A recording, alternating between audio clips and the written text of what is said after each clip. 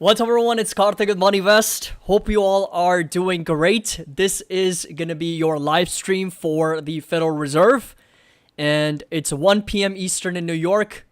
We are ready because in less than 1 hour, in 59 minutes, we're going to get the summary of economic projections as well as the statement from the Federal Reserve. I'm going to break down everything over the next hour or so and get ready for this very, very important day. Do me a favor, share this live stream with your friends and family. Share this with other traders, investors, everyone, wherever you can. I've sent the link in the chat. Copy it, paste it, wherever you want. Invite more people so that we can take a look at markets reaction together. Right now, as it stands, we are seeing the markets push higher. So QQQs are up over 12 basis points. So it's really just a very, very flat market right now. And the S&P 500 is also very, very flat. So we're kind of seeing a little bit of that V-shaped recovery for the markets back to being very, very flat right now. Nvidia is back up to over $115. And we've got Tesla up almost 1%. So we got lots to discuss, and I also have a few different setups that I want to explain. So I also have my P&L for my options portfolio open right now, as you can see. And we've also got CNBC all the way at the very top. We've got the countdown to the Fed decision. We're going to listen in to some other perspectives and some analysis on CNBC. And then also take a look at markets reaction, and then break down pretty much as soon as the report comes out. We're going to be reloading this page at 2 p.m. Eastern to take a look at the market's reaction, and of course the Federal Reserve decision as well. So thank you so much for joining, everyone. Again, I'm very, very excited. A little bit nervous at the same time, very excited. More excited than nervous because this is a very, very big moment for the market here. So do share the live stream. We've also got a poll going on right now between the market's essentially going to the moon versus crashing after the Federal Reserve comes out with their interest rate decision. And also, with just over an hour left for the meeting and less than 1 hour for the FOMC statement, the press release, as well as the summary of economic projections, the markets are still very undecided. I mean, this is about as crazy as it gets because this is where we are with less than an hour left. This is incredibly split between 55% market participants still expect the Federal Reserve to cut interest rates by 50 basis points, and 45% expect the markets to cut interest rates by 25 basis points. So this is about as split as it gets going into this meeting in less than an hour. So hope you all are ready. We did a very similar poll in our last live stream. We had over 1,200 votes for that particular poll. And again, we had over 60% of members on MoneyVest expecting for a 25 basis point cut versus 50 basis points. It was only really 40% of members were expecting for 50 basis points. So it was a very, very, very split over there as well. So one group of investors is most certainly going to be disappointed if the Federal Reserve ends up doing 25 or 50. There is going to be surprises coming into the market right now. Volatility is just over 18.4. Crude oil is trading back up to over 69. And we've also got another set of charts here. I've got the 10-year treasuries. So we got the bond market right about there. We got the US dollar index volatility index here, so VIX. And I feel like we should also include for gold.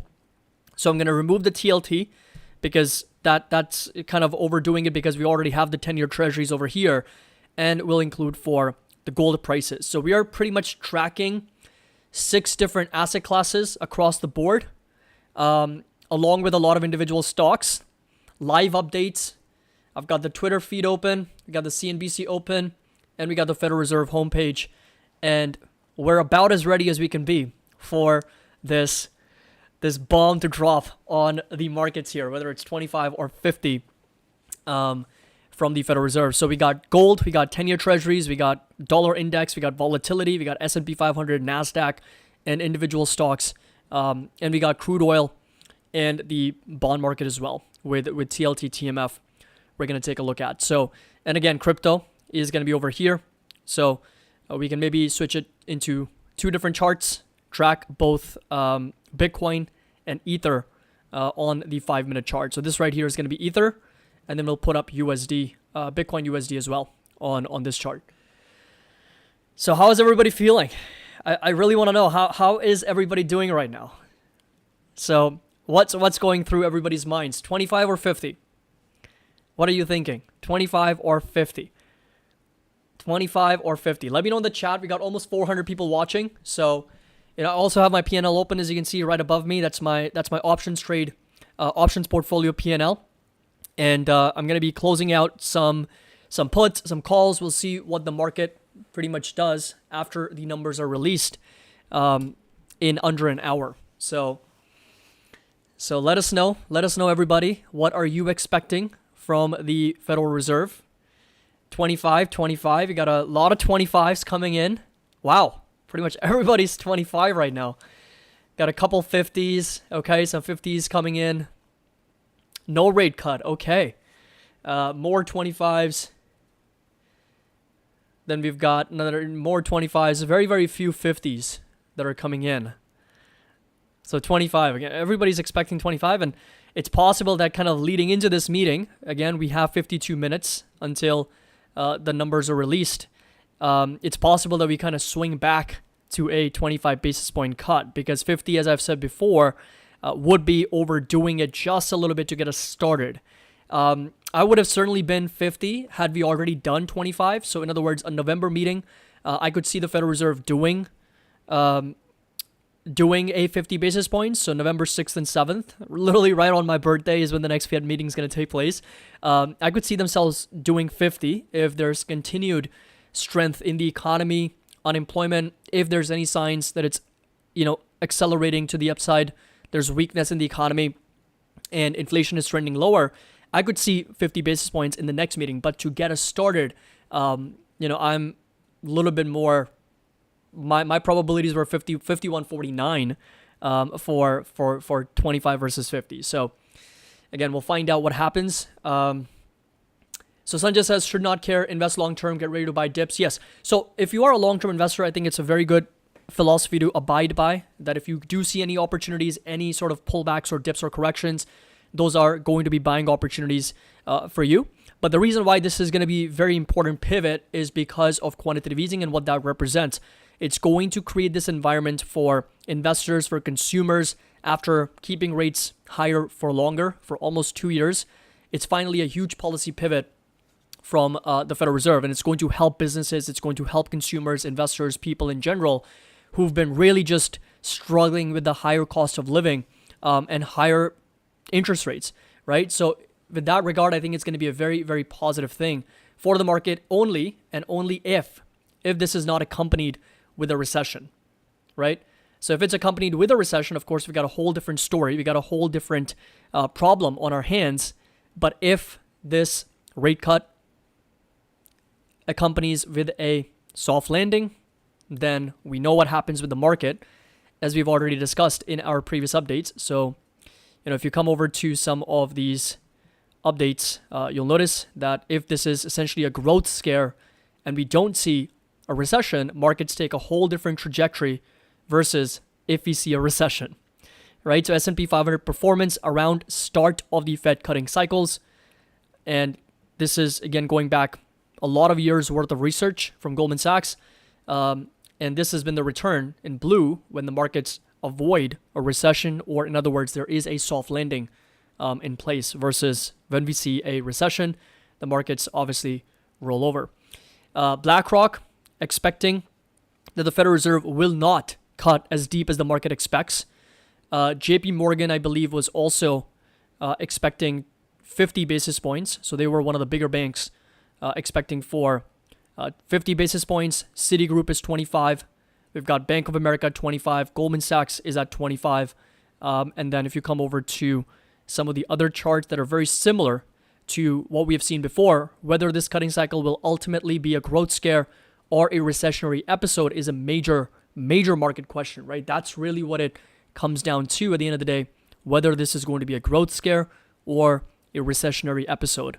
And so if it's the latter, then you can expect some underperformance in the market, some lagging behavior.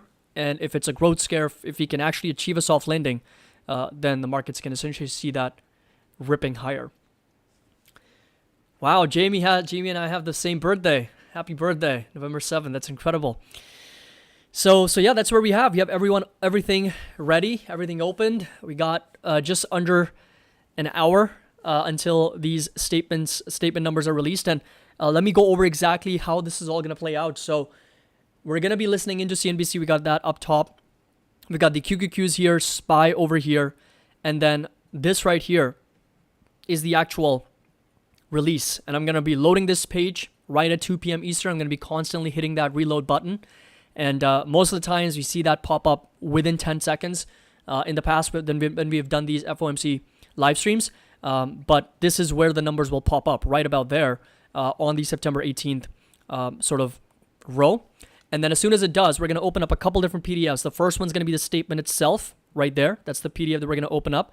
And the projection materials, because this meeting is also accompanied with a summary of economic projections. So the SCP also comes out. So we're going to open up that PDF as well. The first thing I'm going to show you is going to be the statement itself. And literally the only thing that we're going to be focusing, we're not going to be reading the entire thing, not just yet. We're going to be looking at this right here. And that is, hold on one second. There's this, oh, there we go. I caught it. Stupid mosquito that's been bothering me for the last couple minutes here because I've got the big bright light on. Damn these mosquitoes. Anyway, so the first thing I'll be looking at is going to be the interest rate itself. And right now it shows 5.25% and 5.5%, right? So 5.25%, 5.5%, that's the current interest rate for the target range of federal funds rate. And if that number, as I pointed out before, if it comes down to 5 and 5.25%, that's a 25 basis point cut. If it comes down to 4.75% and 5%, then it's going to be a 50 basis point cut. So the first thing we're going to be looking at is the interest rate itself. And the second thing is going to be the summary of economic projections. And that is going to be, again, the federal funds rate, the expectations for inflation and for unemployment and for GDP, all those different variables that are also very important. So we'll be looking at the dot plot as well. So hope y'all are ready. I know I am. I've got a big trade on NVIDIA, as you already know. You can see the P&L that's open right now. My calls and my puts, everything expires this Friday, so we'll see where NVIDIA trades. I did a poll earlier on my Instagram where you think NVIDIA is going to close by the end of this week, so by Friday. Hold on one second. There's one more I gotta get rid of. So in that poll, right now it's a pretty split poll. It's actually quite crazy. I've never seen anything like this before. It's so undecided. In my Instagram, I essentially asked NVIDIA by Friday, what price level is it going to be? Above 111, below 111, or between? Actually, you know what? It was I made a little bit of a mistake on that poll here. Yeah, it should have been below $107. So that's why it's not correct. But 33%, only a third of investors were expecting NVIDIA to be above $111. So we'll see where it ends up. And right now it's at $114, $115 right now. So we'll see what I have to do with those calls and puts tomorrow. So Thursday is when I'll be making a decision on my options. So let's listen in on what CNBC has for us. It'll also help us do a bit of an audio check. So let me know if you can hear CNBC and if the audio is good. So just give me a thumbs up on the chat here and we should be all set.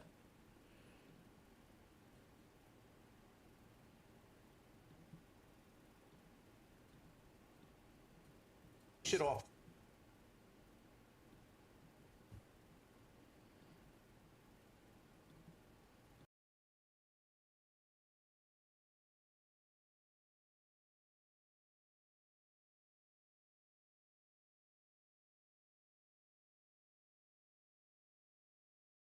much.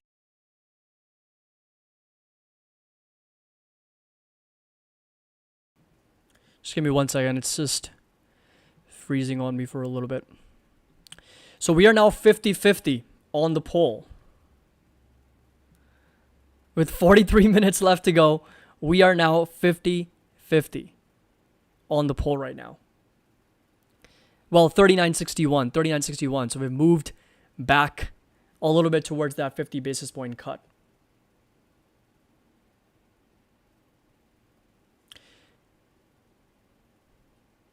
They're on commercial right now, so we'll come back. For the stock market, new rules that are sure to affect the pricing of some of the largest stocks on Wall Street. Chair Gary Gensler joins us in a first on CNBC interview with the impact to investors and what's next on the agency's agenda. We have about 44 minutes till the Fed decision on rates. The exchange is back after this. I could make a case for 50 if I wanted to, but I think it's going to be hard to communicate that kind of case given where the markets are. I would go 50. I'm a little bit more worried about the downside risk than the upside risk, but it's a very close call. I would rather do 50. You're not going to regret 50. We're going to do at least 50 through the fall. Let's front end load it. Let's make up for the fact that we might be behind.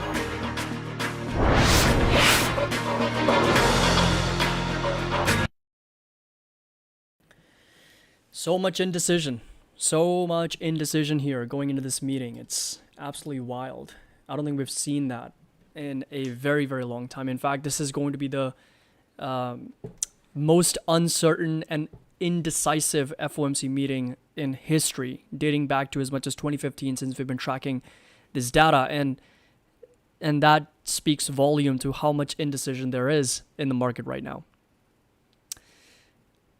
So we got almost 500 votes right now. And even the markets post-Fed is such a split vote right now. Where's all the decisiveness? Where has all the decisiveness gone? I mean, even our MoneyVest member polls are coming in at a pretty split 47-53.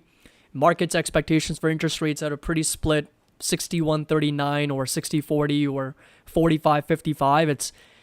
It seems like the market itself is very confused about what is the best strategy for interest rates moving forward. And as I've mentioned before, I think there's a lot of different variables at play here because, the summary of economic projections itself has a huge discrepancy between what the market is pricing in versus what the Federal Reserve has been telling us, right? So one of the biggest discrepancies is going to be this number right here, the federal funds rate, and what that number is going to get revised down to once the numbers are released here in 40 minutes. And right now, like I said, market's pricing in for 5. The Fed's at 1.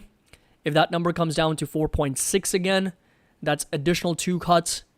But then even with those additional 2 cuts the Federal Reserve is penciling in, that's still less than what the market's pricing in. So is that bullish? Is that bearish?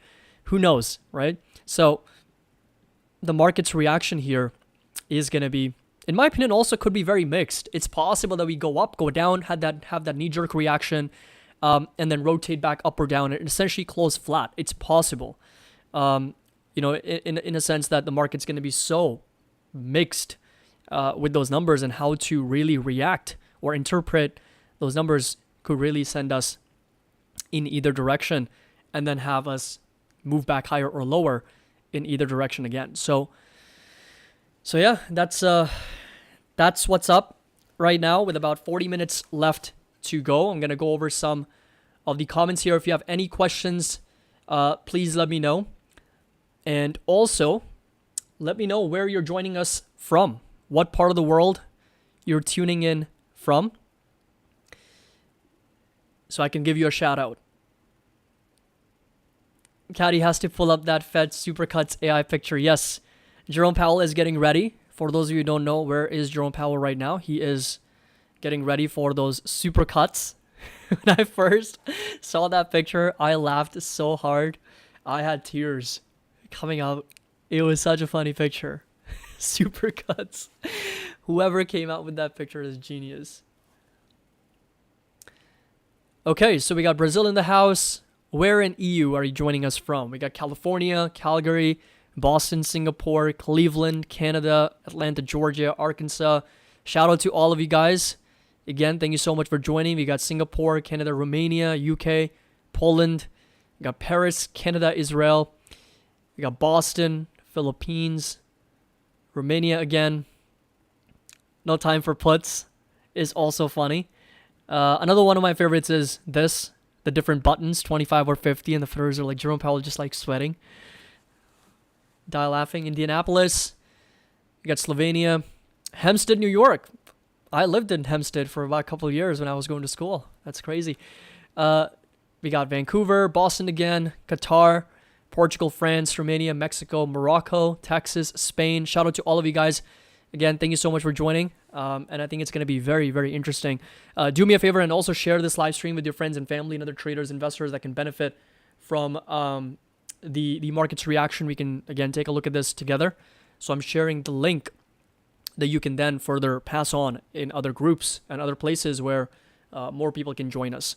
So yeah, let's do this. And look, I've already made myself very clear. I think a mild recession is possible in the U.S. in the next 3 to 6 months if unemployment continues to worsen from here. If you continue to see that unemployment accelerate to the upside, unemployed persons more specifically, and job openings continues to come down. And more importantly, the last thing the Federal Reserve really wants to see right now is a reacceleration in inflation, right? If inflation starts to accelerate, once again, that's obviously not going to be good news for the market. So that's the last thing the Federal Reserve really wants to see. So it's a good thing that we're seeing inflation come down. We're at 2.5, 2.6%. So that's good. However, if there's any type of stagnation, or if that leads to a little bit of acceleration, then obviously that's not going to be good news. Okay, so we got Zimbabwe, we got Arizona, Rome, Italy, we got Sweden, Hofstra College, yes, so Hofstra University, by the way. So Germany, just hold on one second. There's one more mosquito that's kind of bothering me a little bit here. I don't know why there's so many mosquitoes right now here. It's because of the light. I put on this ring light and they come out of nowhere. But anyway, so QQQs, very, very flat. It's literally about as flat as it can be going into this print. And we got this S&P 500 also very flat right now. We sold off, pushed back up, and we're now starting to roll off again. And volatility is back up to over 18.5 right now. Long Island, Canada again, Hawaii.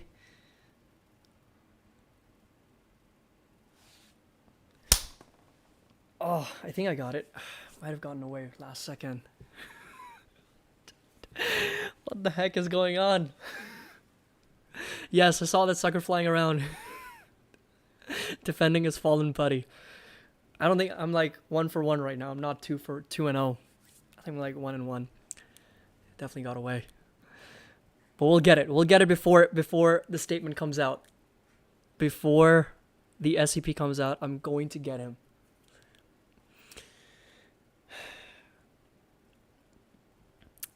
So we got Texas, Canada, St. John, Norway. Again, shout out to all of you guys. Thanks for joining. And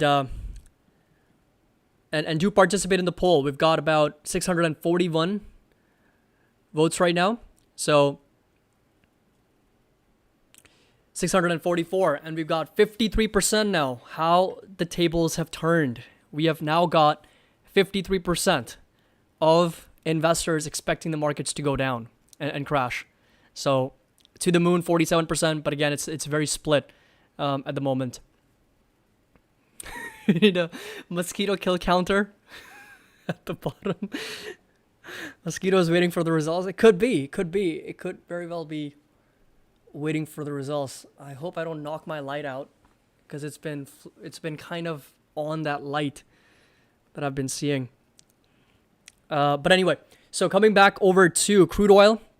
Here, just under $70 a barrel. Volatility is back up to over 18.5. Ethereum is trading at just under 2,300. And then we've got the Bitcoin price trading just under 60,000 right now. Money Invest Index we've already discussed at over 3.92, so a little bit under 4.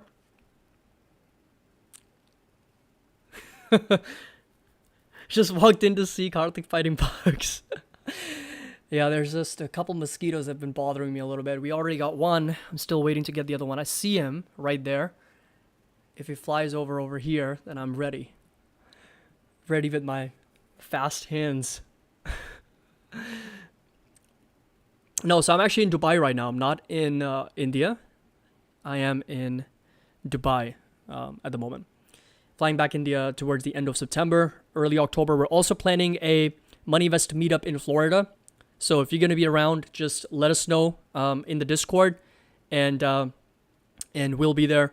We'll be arranging something like a Money Invest meetup. All the members meet up at a nice restaurant down in Florida. So we still have to get the logistics down, but that is going to be happening later this year as well. Most likely in November, like towards the end of November. Not around Thanksgiving, mostly like after Thanksgiving or before Thanksgiving. So we'll figure that out. Okay, so countdown to the Fed. 34 minutes. 34 minutes left, folks. 34 minutes. It's getting very, very close to the time for the meeting here. And for the statement release for all these numbers to come out. So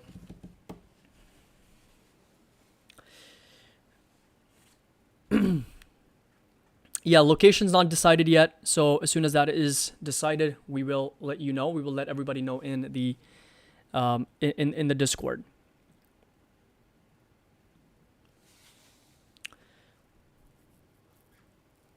What do you see when you smash the mosquito? Miami would be nice. Yes. We're talking to a lot of our members that are in Florida, and where are they going to be? And then we'll finalize one of those places. Okay, so if you have any questions in the meantime about rate cuts, economy, anything like that, just let me know and we can have a good discussion. We've already talked about how there's so many different probabilities, so many variables at play, and how for the Federal Reserve, the path of inflation is probably the most important thing. I think Jerome Powell is going to try to re-emphasize that point where, yes, they do care about the economy. Yes, it's part of their dual mandate. Yes, they want to make sure that unemployment is low. But at the same time, I think a bigger risk to the economy, a bigger problem to the economy is if inflation starts to re-accelerate back up. So I think that is something that the Federal Reserve cannot and will not ignore or compromise on. 63% probability that we get a 50 basis points. The market's still very much pushing more towards a bigger cut. With just over 30 minutes left for the meeting to begin. For the statement release and the SEP, the meeting's going to start now in just over an hour. So 2:30 p.m. Eastern is when Jerome Powell takes the stage and starts talking. But just over 30 minutes until we get the juicy report, which is going to be the statement itself, how many rate cuts, and of course the path of those interest rates according to the summary of economic projections and the dot plot as well. So lots on the line for the markets, as this is going to essentially be the beginning of a big rate cut first rate cut after 5 years. 5 years in a sense that this is the first time we're starting the cycle of rate cuts after 5 years. Because the last rate cut, beginning of that rate cut, who wants to tell me, of all the 1,000 people watching right now, who wants to tell me when was the first time the Federal Reserve cut interest rates in their previous rate cutting cycle? Not the last time they cut rates, but when was the first time they cut interest rates in the last rate cutting cycle? It's not a trick question, and it's worded correctly, okay? When was the first rate cut in their last rate cutting cycle? Because a lot of people think that it was actually in February or March of 2020 when we had the pandemic and the economy went into a short recession, and they cut interest rates back down to 0%, but they were already cutting prior to the pandemic recession that we witnessed. When was the first rate cut? September 2008? No. When was the first rate cut in their last cutting cycle? So when did they start cutting interest rates last time? It was around the pandemic, right? 2020, 2019. But when did they actually begin in their last cutting cycle?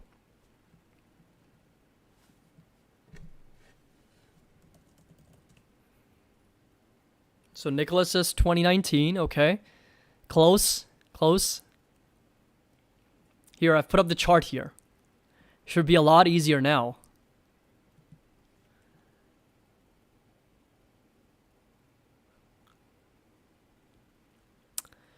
So it was July of 2019. So July of 2019 was the beginning of those rate cuts. So you can see that this was a terminal level where they kind of gotten up to. So that was the last peak for interest rates.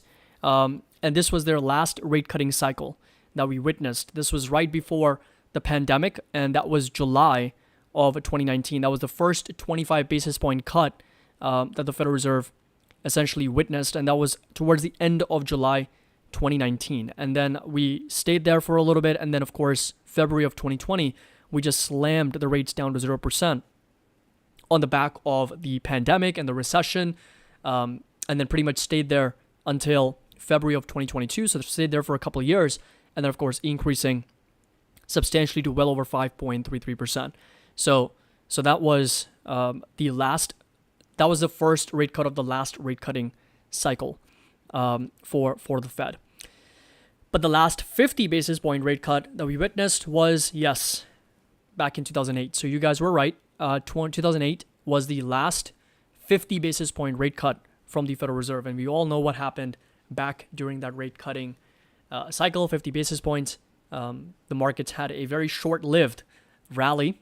And then eventually, of course, we sold off on the back of those two very severe recessions in 07 and in 08.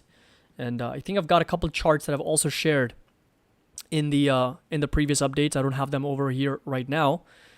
Maybe I can open it up.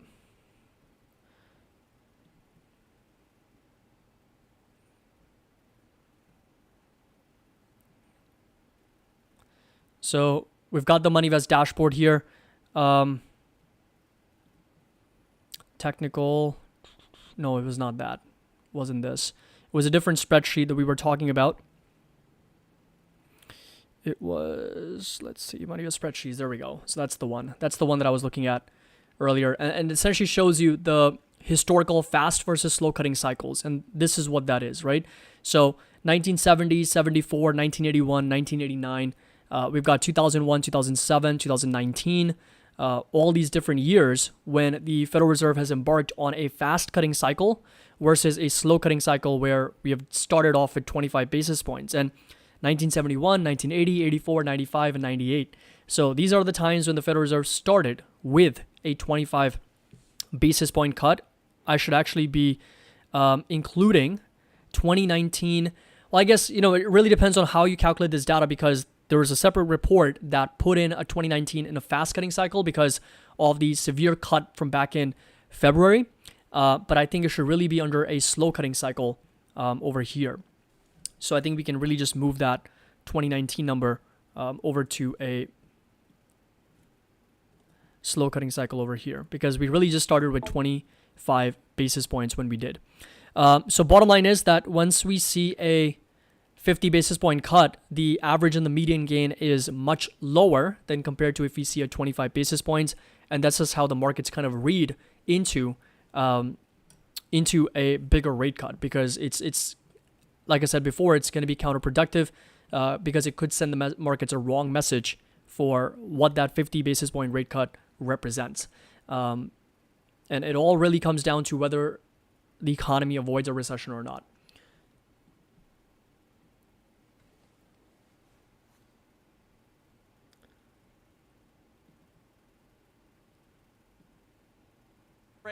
Listen, this is just, I have a lot of people in town who work for these companies, and they'd love to see clearer rules that could kind of govern the industry. Your term is up, I think, in 2026. Now, Trump, for sure, and to some extent, Harris, everyone seems to be warming up towards mainstreaming crypto as an industry. What should we expect, if anything, more from your agency on that front? We're going to continue to try to protect the investing public. This is a field that's rife with fraudsters and scammers and grifters. It just has been, and there's nothing incompatible about So there's a lot of conversation just around fraudsters and crypto. That's your SEC chair, Gary Gensler, talking about the retail changes in trading. But yeah, anyway, so we got 25 minutes left until the big numbers coming out. So what are your call and puts on NVIDIA?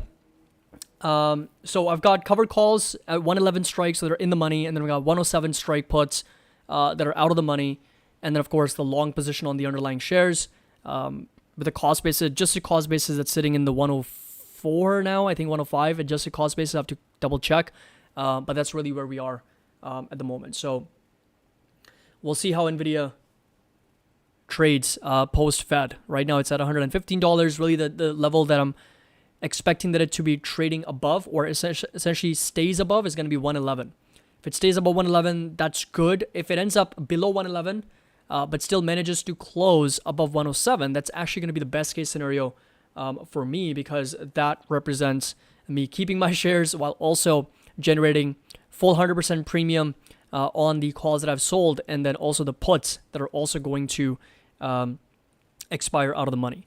So that's going to be the best case scenario if NVIDIA trades below 111, but then stays above 108, really, for this week. So by Friday, pretty much in between those prices.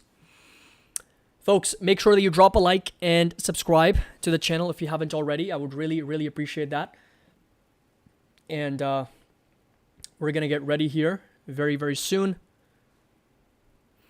I'm just going to turn CNBC off here because it feels like it's very distracting, and it's also lagging my Thinkorswim because I'm streaming at the same time. So just give me 1 second while I turn this off here.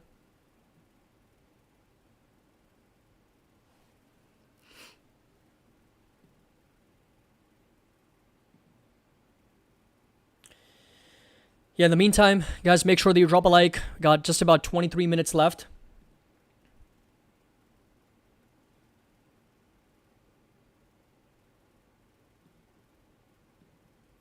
Okay, that's much better. Much, much better now in terms of speed, because CNBC was really just ruining everything.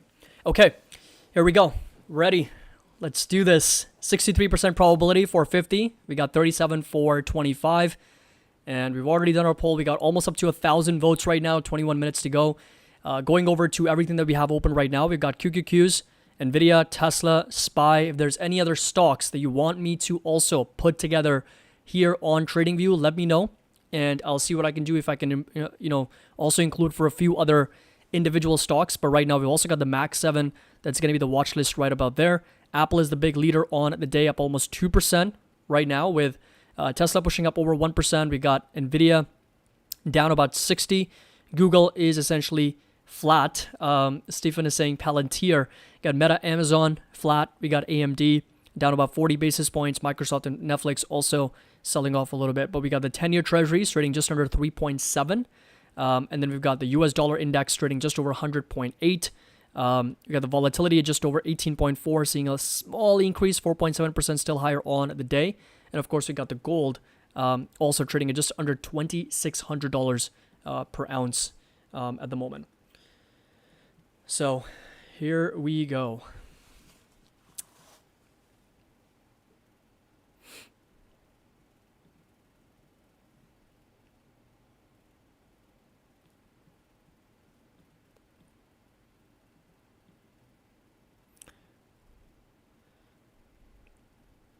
End phase, carry trade squeeze. So we're going to have to take a look at that spread on where that sits. It is definitely coming down, and it's most likely going to continue to come down as interest rates are expected to come down.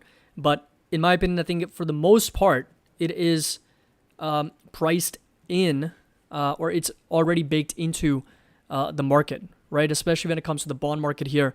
We're already starting to see that the bond market's been front-running the Federal Reserve. It's been rolling over way before the Federal Reserve's even announced interest rate cuts. And I think for those reasons, we may not see as much momentum for TLT or TMF. They can still push higher, no doubt about it, if the interest rate cut expectations are very good from the Federal Reserve. However, the majority of the move, in my opinion, has already been made from the Federal Reserve.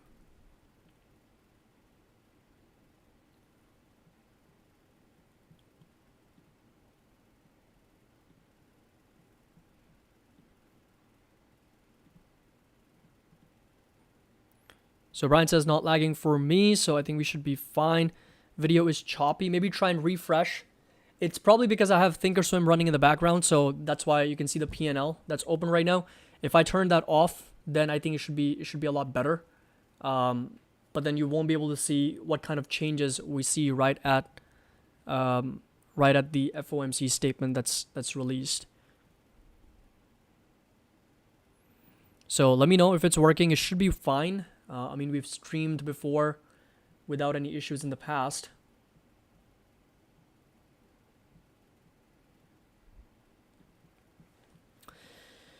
So right now I only really have and that's the thing, like TradingView also sucks out a lot of energy out of these 2020 MacBooks. Okay, let me try and close out my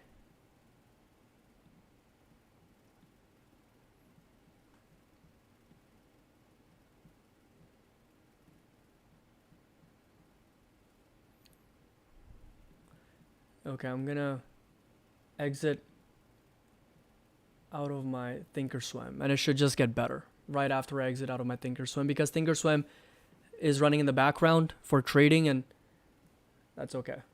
I'm just gonna hide the P&L right now. I'll update everybody in the Discord. So just give it a minute. It's gonna go away, Thinkorswim, and we're gonna be all set after. Because the Fed is more important. So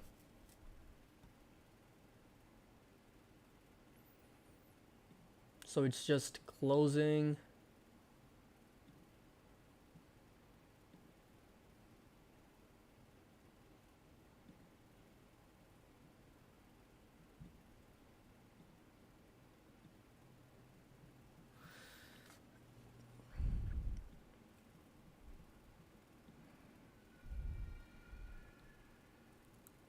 No, it's not the internet issues, just the background that it's running. It's just saving my configuration here.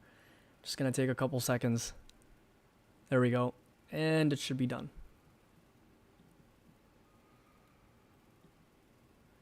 God, Thinkorswim is so slow. Man, I hate that when they got acquired by Charles Schwab. It's only gotten worse, I feel like.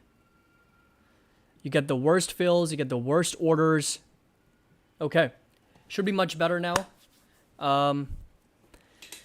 Because I just turned off Thinkorswim, so we're back to how we're always, with of course no P&L right now, but I'll update everybody in the Discord. Anyway, so we got about 16 minutes left for the statement to come out and the press release. So folks, do me a favor, just share this live stream if you can. With your friends, family, everybody who can join us. And here's the link. So definitely share it so we can have more people join and take a look at those numbers together. And this right here is going to be the place which we're going to reload right at 2 p.m. Yeah, more into NVIDIA hardware, not the stock. If anyone has any recommendations for good PCs, let me know. I'm definitely interested in MacBooks only, but what kind of specs, which one? I've always been MacBook Air type person, but I feel like the Pro performance is much better. But anyway, we can keep that for a different topic. Okay, so a little bit of a refresh. So TimePass return this year to date is just a little bit over 30% on the options portfolio. And I think it's really important to understand that if you are an investor long term, right, and you are a little bit more passive in your investing and you're really just investing in individual stocks for, let's say, 5 or 7 years plus, then your year-to-year performance does not really matter much. If you are trading, however, right, that's when your year-to-year performance matters more. So that's why if I'm sharing my options portfolio and I'm going over my year-to-date return, which is a little bit over 30%, that is more than the S&P 500. So if I'm actively managing a portfolio and I'm trading in and out, I'm trading options, then it makes sense why I want to achieve something that's better than the S&P 500. The same rule does not apply to when you're investing long-term, say 5 or 7 years or 10 years out, is because a lot of the times stocks may not perform as expected in that particular year. They may not perform for 5 straight years, and in the 6th year could be the biggest thing in the world, right? Like Nvidia or Tesla, like let's say they don't perform for 3 years or 5 years, but year 6 or year 7, year 10, they could go up 1,000% and can lift your entire portfolio higher, and your entire total return for 10 years can be, 700%, and compounded annually over the last 10 years could be like 60% or something, right? So when it comes to long-term investing, I think it's very important to remember, if you've got a long time horizon, keep it that way. Don't fixate too much on, oh, this year I underperformed the S&P, this year I outperformed the S&P. Just kind of trust the process, stick to the plan. And eventually just the whole idea should be to hold on to high quality businesses and companies that you believe are going to perform well in the next 3, 5, 7, 10, 20 years out, depending on your time horizon. That's why I mentioned before, I think institution and retail is very, there's a discrepancy for time, because institutions are very, very short-term focused, right? So they are looking to beat the S&P 500 over the next year. Whereas retail, we've got that liberty where we don't have to answer to anyone. We're not managing anyone's money. We don't have a board of directors or investors kind of overlooking all of our decisions. We are free. We can do whatever we want because it's our own money, and we can have our own timeline. We can have our own risk tolerance. We can invest how we see fit based on our objectives and our risk profile.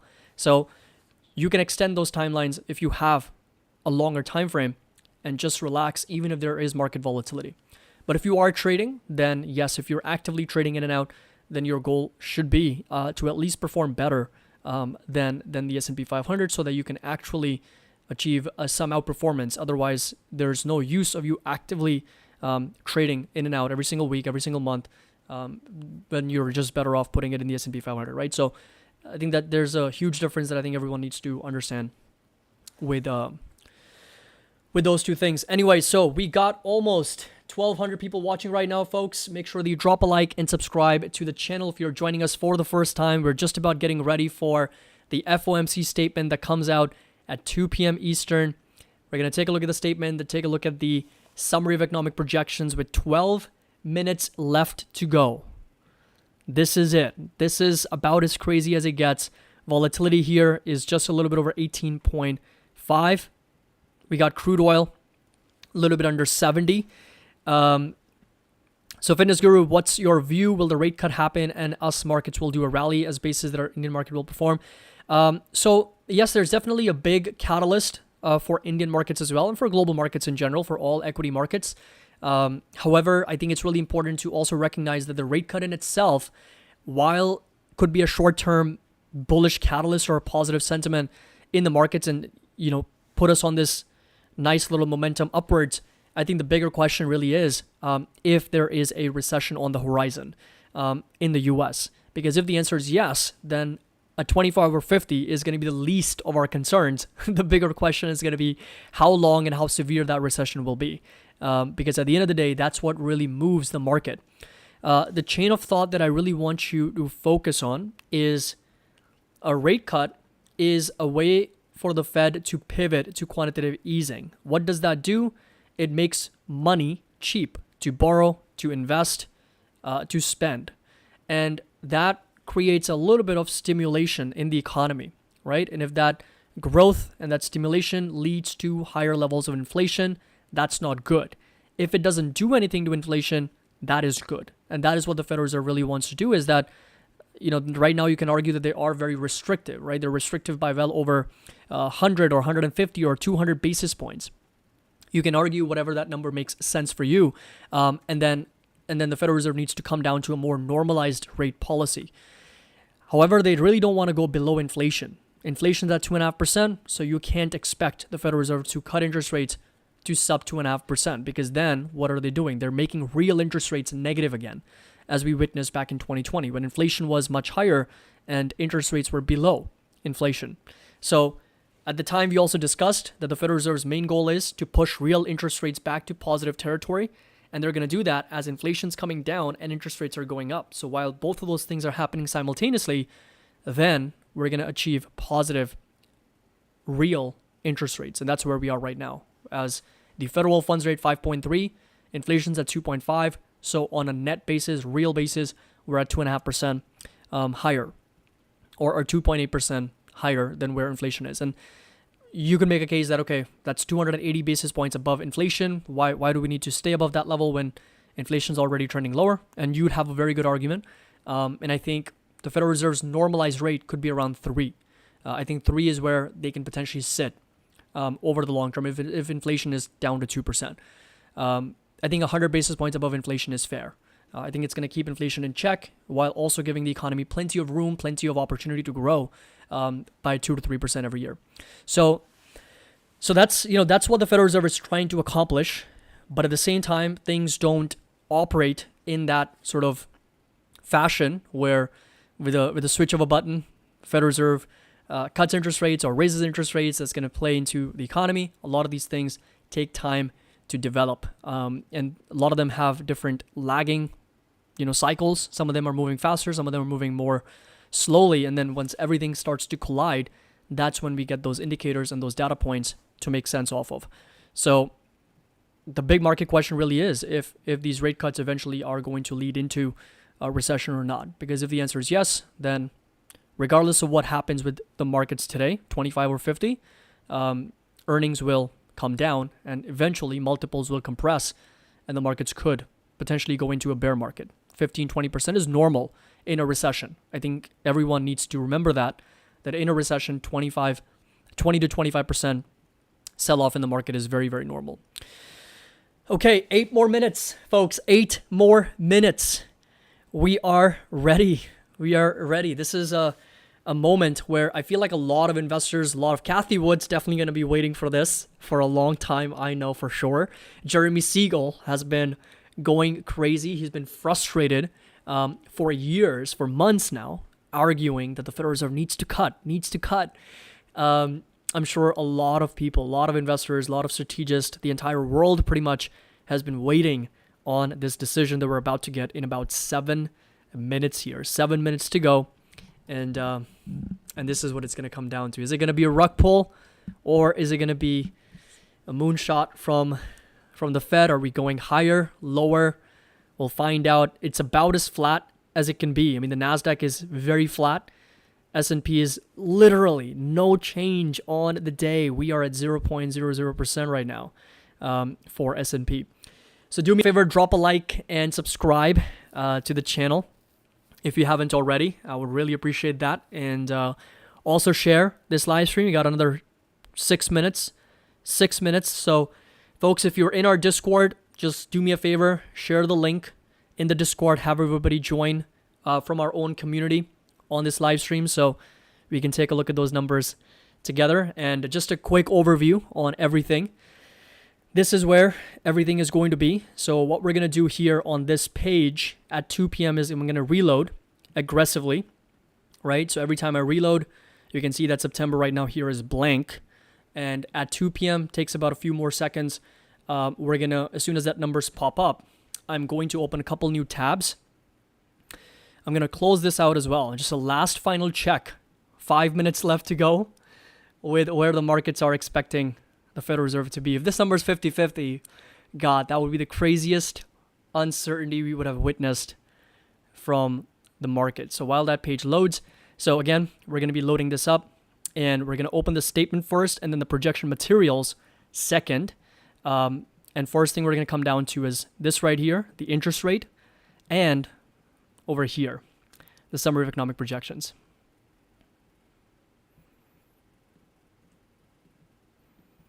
So, we're ready. I don't know. My heart's beating a little faster. When you have a lot of skin in the game, it's usually happens. And I'm sure everybody's just excited to see what the Federal Reserve is going to do in the next 4.5 minutes. 5% higher volatility is 18.5. Right now, we're going to keep it on QQQs and SPY. I think that's the most important sort of two benchmarks to watch. Okay, probably getting so much traffic that this is not even loading up right now. With 4 minutes left.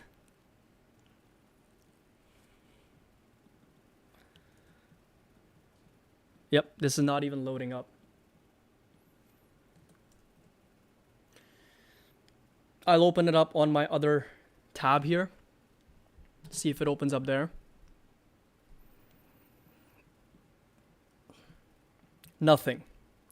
The Fed Watch tool is not even opening up right now because I'm assuming there's going to be a lot of traffic. And here we go. Last time we checked, it was 61.39, and that is where we are. Here we go, folks. 3 more minutes. 3 more minutes. Who's ready? Who's ready? Look at that. Look at the polls. It's crazy. 51% crash, 49% to the moon. We got 1,400 votes here. 1,400 votes, and we've got to the moon, 49, crash, 51%. It's wild. It's crazy. This is how undecided the markets are. This is quite literally the market's expectation for the federal funds rate. It's absolutely crazy.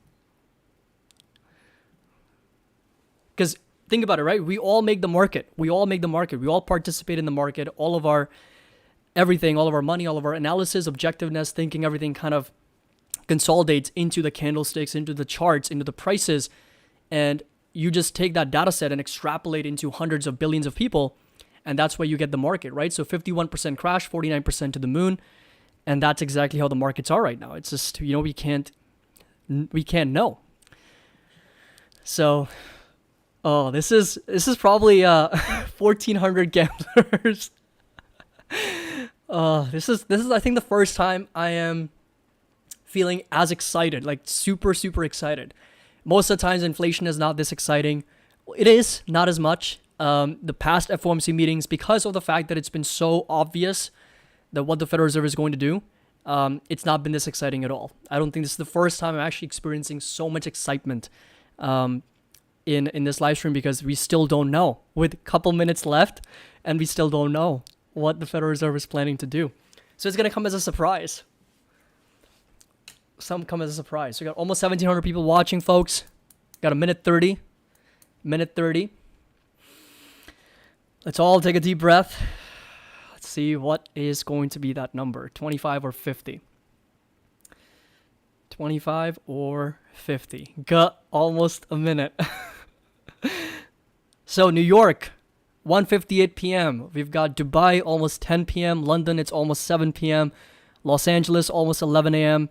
Toronto, almost 2 p.m. Switzerland, almost 8 p.m. right now. And we've got Hong Kong, almost 2 in the morning. Sydney, 4 in the morning. There's people watching from Australia. Oof. Last final minute. Here we go. Hopefully this website doesn't come down. thefederalreserve.gov. You can check that yourself as well. The federalreserve.gov website. Okay? 30 seconds. 30 seconds.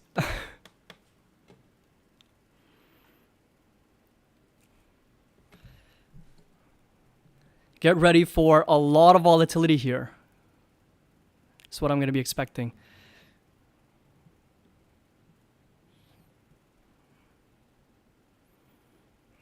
Okay, here we go. 2, 1, and we reload. Let's see.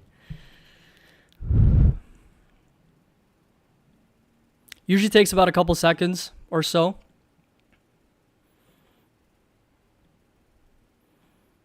There we go. So we have the numbers. First, we're coming over to the statement, and we got 4 1/4. So we got 50 basis points. 50 basis points rate cuts, folks. We got the 50. The markets were pricing in 50. And we came down on the federal funds rate. We came down to 4.4%. 4.4% is the number right now. Markets are absolutely pumping. We got the QQQs 74 basis points. We got 50 basis point rate cut is what we got. We were expecting 50. The markets were expecting 50. And that's exactly what we got. So federal funds rate reducing to cut by half a percentage point.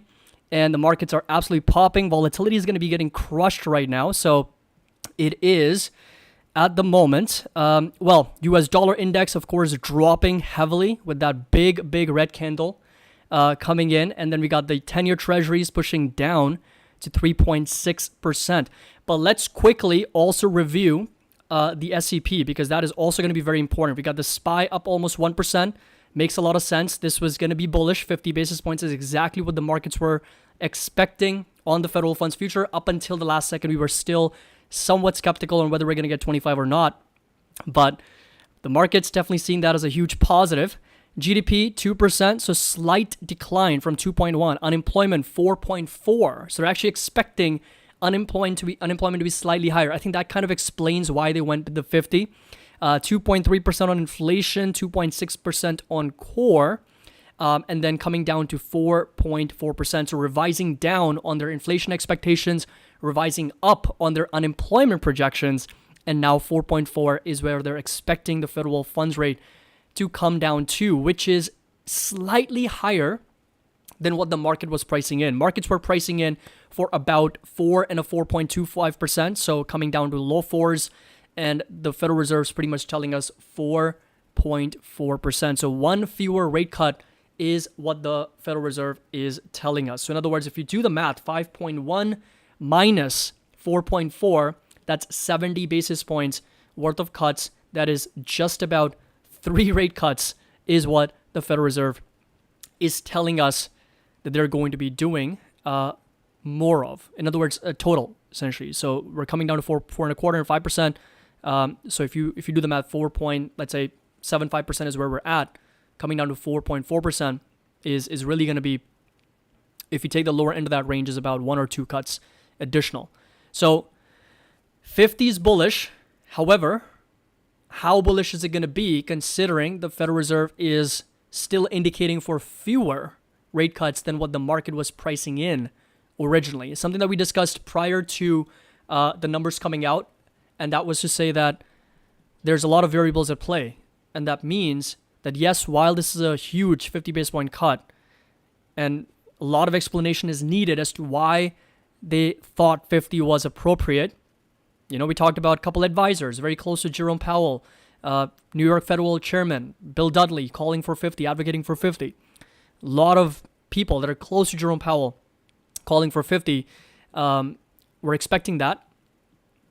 But at the same time, what's the reason, right? What's the reason? Why is it that they feel it's appropriate to do 50 as opposed to 25?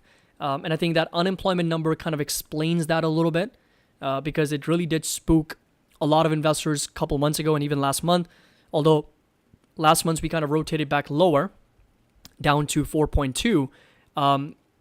And then of course that acceleration up to 4.3 back down to 4.2. So I think that's one of the reasons why the Federal Reserve may be very much focused now on 50 basis points. I think that's the main reason, because of that revision to the upside on unemployment.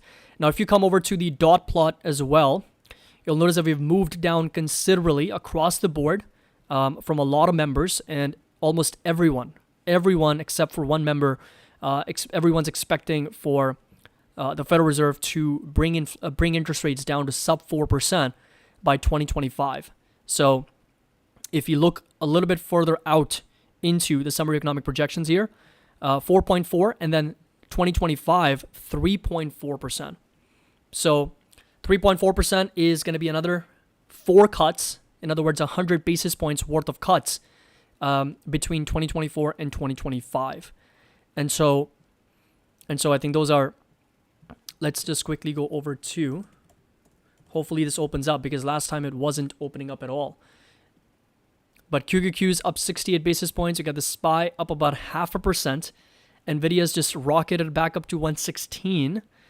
Pretty much entire Max 7s are up right now. So we got Apple up 2%, Tesla's up 2%. We got Nvidia up almost 1%, AMD, Amazon, Meta, Google, Microsoft. Everything is pushing higher. And volatility, of course, getting crushed back down. So this right here was the drop in VIX. And, of course, the dollar index as well, with gold hitting a new all-time high at almost $2,600 per ounce. And it's kind of interesting. Why would gold be pushing higher, right? I mean, it's just very defensive play. Utilities are flat, so this seems to be a bit more on the riskier side. And see, this is not loading up right now, so we really don't have... Oh, there we go. So coming over to probabilities, and the markets were prior to these numbers. Okay, right now it's not loading up. So November 7th, or really just come over to December here. Okay, right now this is not loading up. It's just showing me the same probabilities. We're going to have to wait until those numbers come out. But going back over to the statement, they say, in light of progress on inflation and the balance of risks, committee decided to lower the target range for the federal funds rate by 0.5 percentage point to 4.75% and 5%. In considering additional adjustments to the target range for the federal funds rate, the committee will carefully assess incoming data, evolving outlooks, and the balance of risks. And then let's see if they have anything on the balance sheet. So let's see, undertaking open market operations at 4.75% and 5%. And then we got rollover at auction, the amount of principal payments from the Federal Reserve's holding Treasury securities in each calendar month that exceeds $25 billion. And then MBS, anything that exceeds over $35 billion. So anything over $60 billion, they're going to allow to roll over. So they're not right now in the process of buying Treasury bonds or mortgage-backed securities in order to control inflation, interest rates at the moment. And so that's where we are with this statement. Very similar language, but of course a little bit of a different theme overall with interest rates coming down. So yes, breaking news. The Federal Reserve has cut interest rates by 50 basis points right now. Markets very higher, 1% almost in the NASDAQ, and SPY also up over 0.5% right now. So now we got to wait for Jerome Powell's speech here. Nvidia trading just up to over $116, $117. And this is a risk on rally. This is very much a risk on rally right now because it's very clear what's pushing higher and what's not. And we'll see what Jerome Powell has to say. A quick update on my portfolio, and options portfolio more specifically. And we are now at just over 281 on the day. So open P&L right now is sitting at just over $7,000.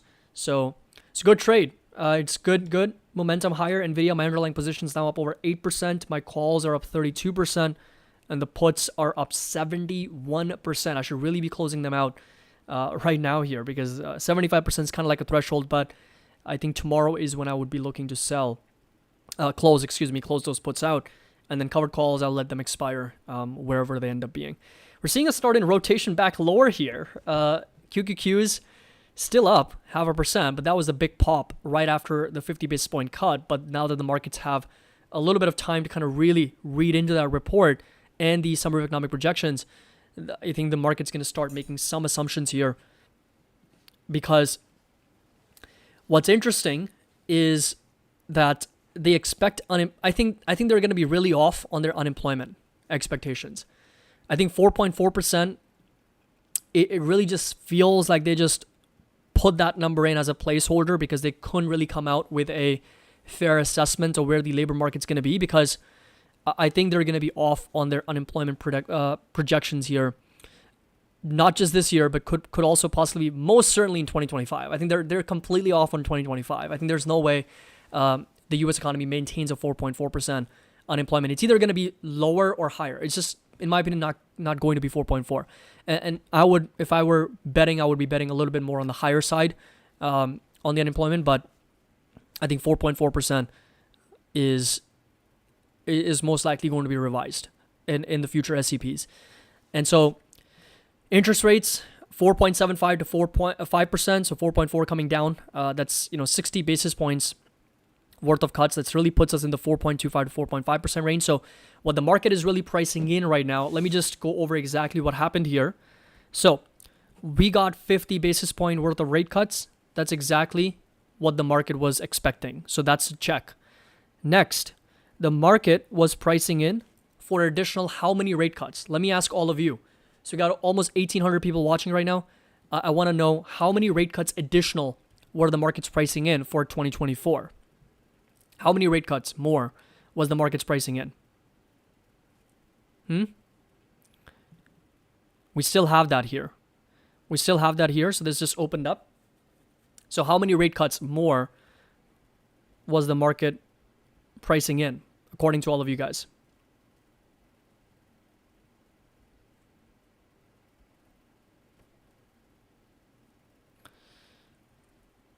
So markets were pricing in for 5 total, 3 more, okay?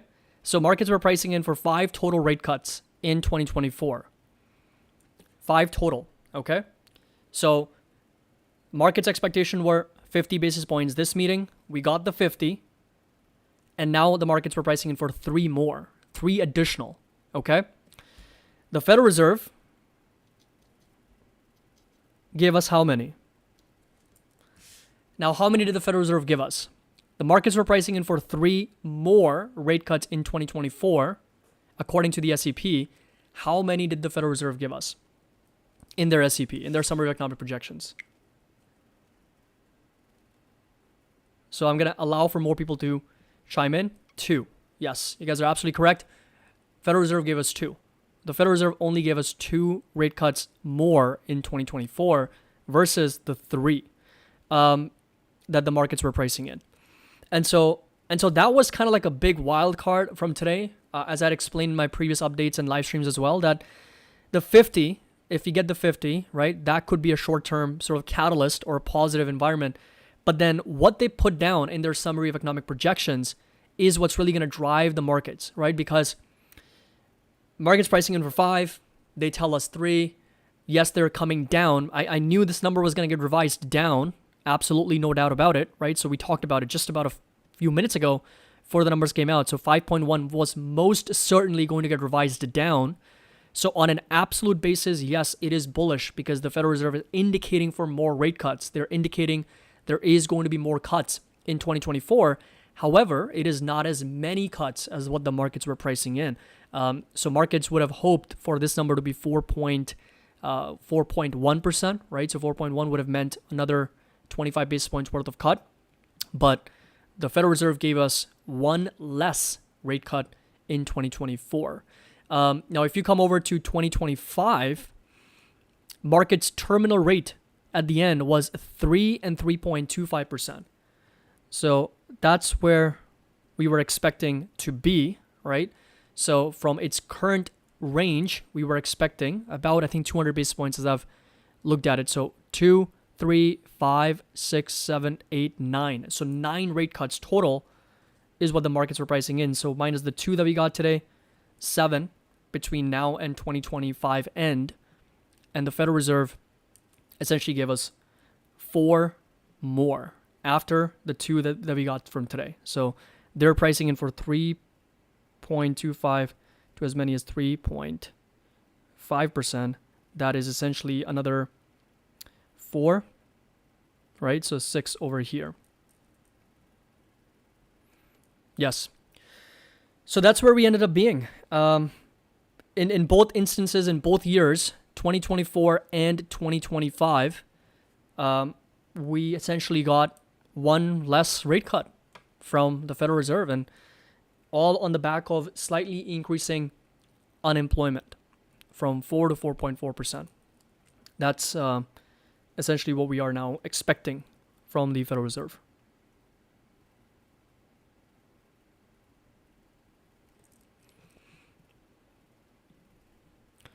So that was 9. We already got the 2, so that was 7. Got the 2, and the Federal Reserve really is just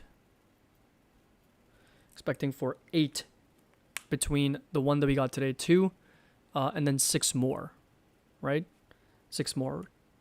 2 this year, and then 4 next year. Yes. Okay, so I got it. I got it down. The discrepancies here. Let me see if I can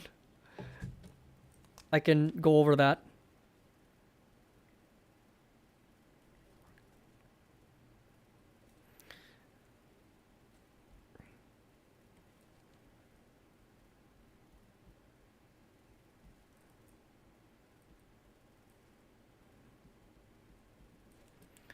You have to excuse my handwriting here. Jay Powell is going to be talking at 2:30. So another 15 minutes here while we break down these numbers.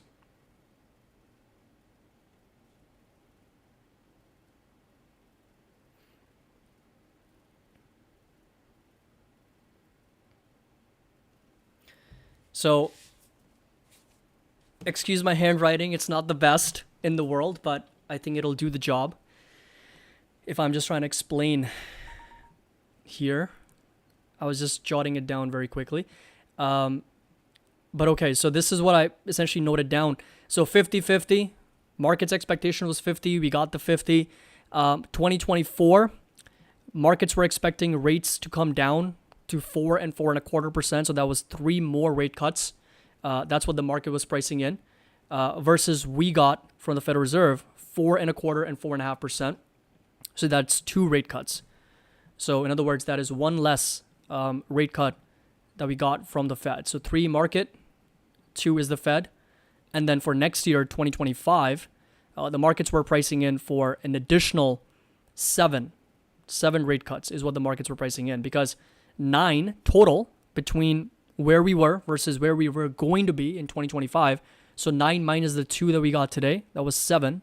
But the Federal Reserve basically told us 3.25% and 3.5%. So that's total 8 from where we were down to where we're going to be at the end of 2025 minus the 2 that we got today. So that's 6. So in both occurrences, in both instances, we really just got 1 less rate cut for both 2024 and 2025. And so, and for those reasons, I think the market's expectations can be a little bit more mixed, right? So they can be more, reaction can be a bit more mixed because we are bullish on the 50, but we are somewhat bearish on the fewer rate cuts. So that's why we're kind of nowhere at the end of the day. So we're net nowhere. Gold is ripping. So there we go. Gold is almost at $2,600. And the US dollar index continues to drop here 0.5%. Volatility is coming back down with the government yields 22 basis points higher, but gold is hitting a new all-time high at almost $2,600 per ounce here. I've got a big position on gold, as I've already mentioned. I think gold is a place where one can diversify, and most certainly, have at least some diversification into gold, and we're hitting a new all-time high. So that's pretty solid. And we got Bitcoin back up to over 60,500. Ether is back over 2,300. So a little bit of momentum in Bitcoin and in gold as well. And QQQs are rotating back up 66 basis points right now. And we've got S&P 500 back up to over 0.5% in the green. We got Jerome Powell coming out in about 11 minutes now. 11 minutes. And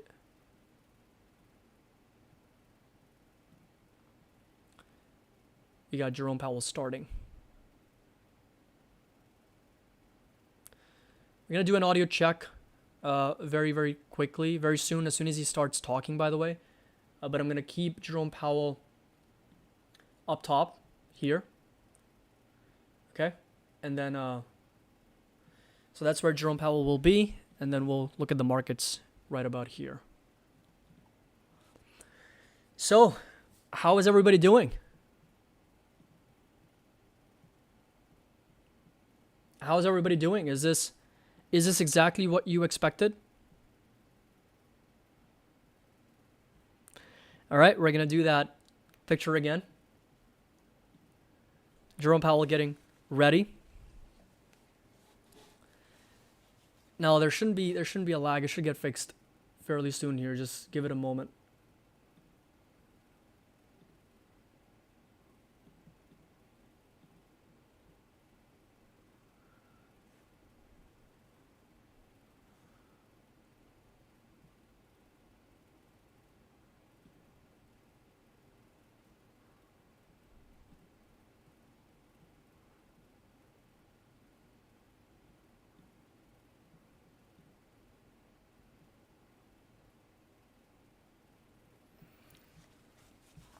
All right, so here we are.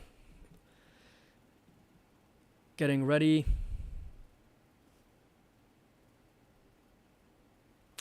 So Academy, was the dovish 50 cut, in your opinion, looking at projections, or hawkish?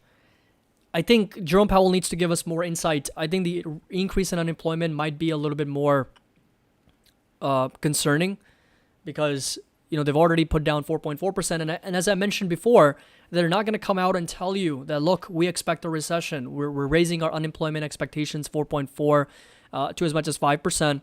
And we're expecting a recession. They're never going to say those things. It's up to the market to read into the lines, read between the lines, and kind of try to extrapolate as much information as we can from what Jerome Powell is trying to convey. Because the last thing he's going to say is, we expect a recession, because that's going to send the market straight down. I mean, you're going to create a panic if you pretty much say those words. So they're going to say the economy is strong, unemployment is low, labor market's tight, but we still decided to cut by 50. We still decided unemployment is going to be higher a year from now. Why? We expect it to be higher, right? Again, they're not going to come out and say certain things. And so for those reasons, we have to really kind of read into what Jerome Powell is conveying. What is he saying? Why were those decisions made, to better understand the logic behind the 50 basis point cut. So volatility, people are flocking to gold. That is true. I think we are seeing gold kind of rip, very, very well. So now almost at $2,600, and it's not. It should really not come as a surprise, because a 50 basis points does raise a lot of questions. Does it not? Does it not? Because 25 would have been just fine to get us started. I think 50, as I said before, could have been fine for us to see in the next meeting. But what is the reason behind the 50, right? Why? Because 50 does point to a panic, right? It does point to a panic. And I asked all of you guys, everybody we asked in our previous live stream, how would you read into a 50 basis point cut? So you tell me, how would you read into a 50 basis point cut? So now that we've had the 50, what is the first impression that you have? Let me know in the chat. Let me know. Let me know, what is it that you are expecting from the economy, right? The fact that we got 50.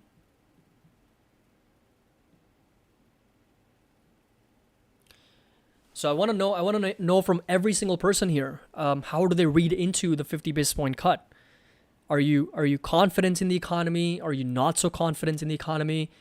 What does that speak about the economy? Okay, so we got, as expected, 50 basis points is a red flag, weakness, panic, screwed. Like in 2022, the soft landing is the goal. Okay, history shows it's worse than 25, so I go with that. Something fishy, okay. So Tara says 50 basis points, in my opinion, is bullish. Unemployment is higher than the Fed expected. Inflation is at 2.5%. Fair enough. Recession is behind the corner. Behind the corner? Around the corner. What's behind the corner? Another corner? Confidence on the inflation, honestly, not confident. Okay, so it doesn't speak a lot of confidence, does it? I think that's really that's exactly how the market's going to read into it. And there's nothing wrong with that, right? It's if it doesn't stoke a lot of confidence, it doesn't stoke a lot of confidence. That's pretty normal.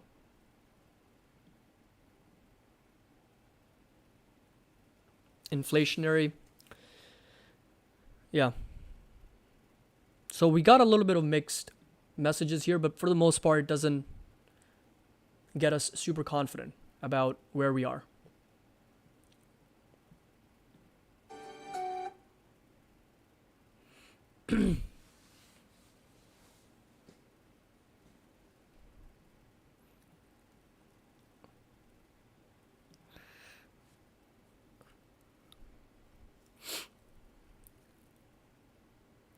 So Anish, you are in Dubai. Can you buy me some gold? I've been buying gold here as well, but there's a limit to how much you can travel with, especially depending on which country you're traveling to. So In India, there's a limit to about 20 grams for men and then 40 grams for women. That includes whatever jewelry you're wearing.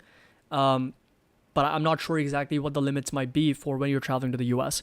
But I'm sure it's going to be something very similar, because gold here is actually cheaper than it is in other parts of the world. And so not only are you getting a better pricing, but you're also able to capitalize on the upward move in gold as it continues to hit new all-time highs.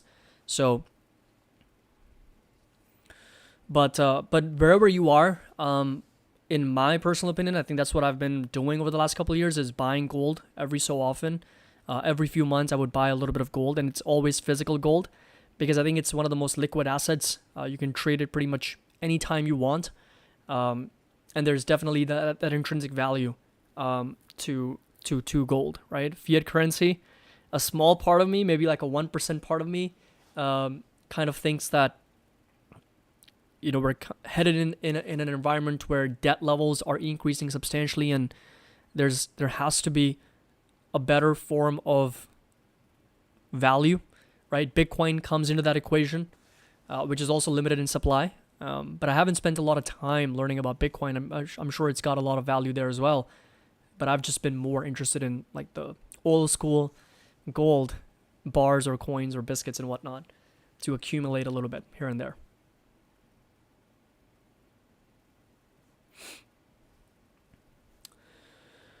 Okay. So 3 more minutes. 3 more minutes until the Fed meeting starts.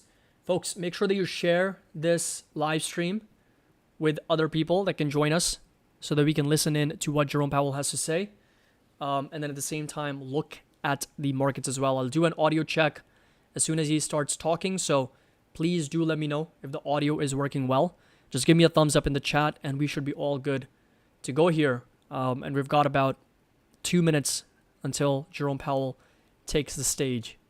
And we're going to move this back a little bit. And we're going to switch between gold, bond market, volatility, S&P 500, NASDAQ, everything. Yeah, we Indians all believe in gold. It will never go down in pricing. And this actually was one of the biggest catalysts as well. India experienced the most weddings in 2023, I think it was. Last year, they experienced the most amount of weddings in that period, in the wedding season. And the demand for gold in India skyrocketed. I even shared that in our Discord, and why I believe that I think there's a lot of potential for gold long term, because it's kind of rooted, deeply rooted in, of course, my culture. Got a minute 20 left.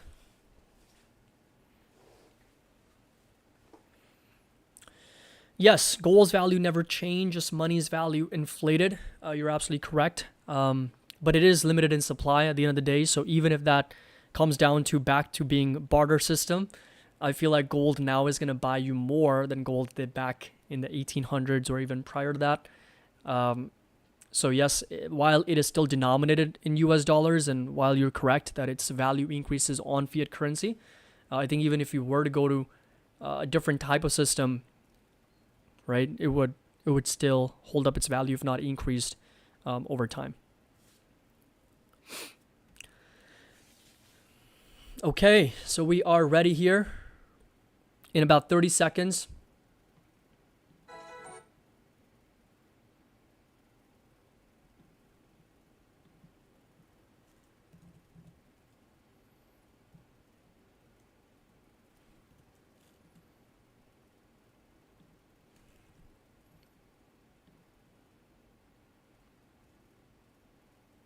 I'm going to do an audio check, so make sure that you guys let me know if everything is working well.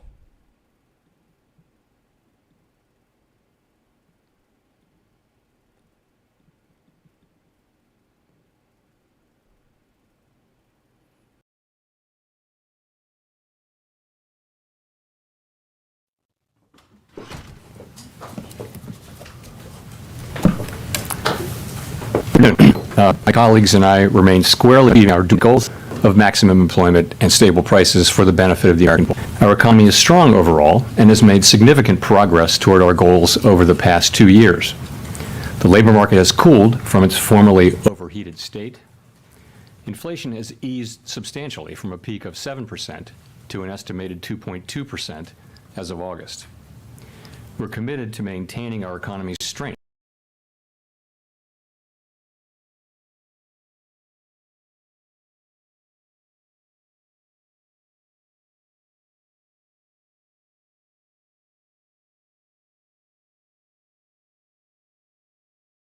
by supporting maximum employment and returning inflation to our 2% goal.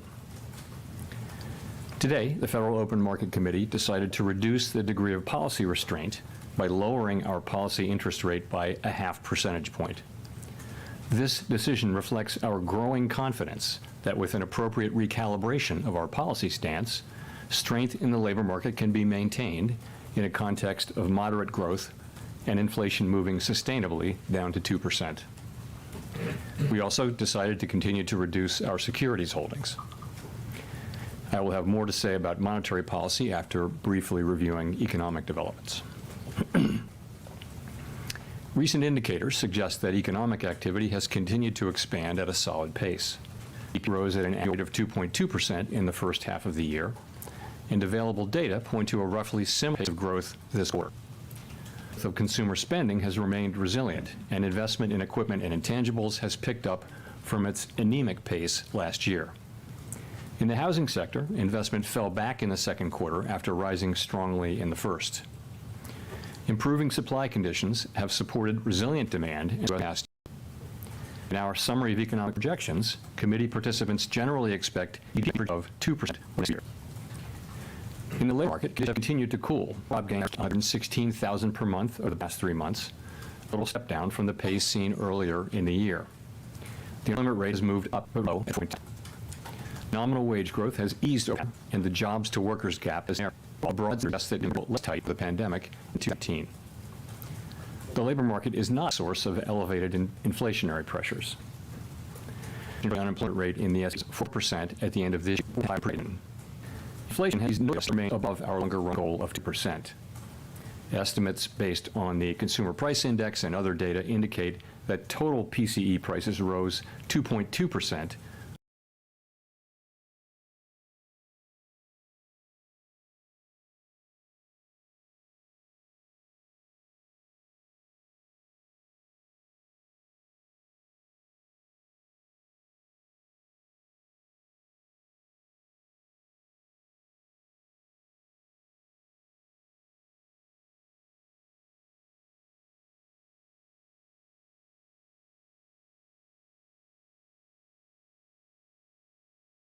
over the 12 months ending in August, and that excluding the volatile food and energy categories, longer-term inflation expectations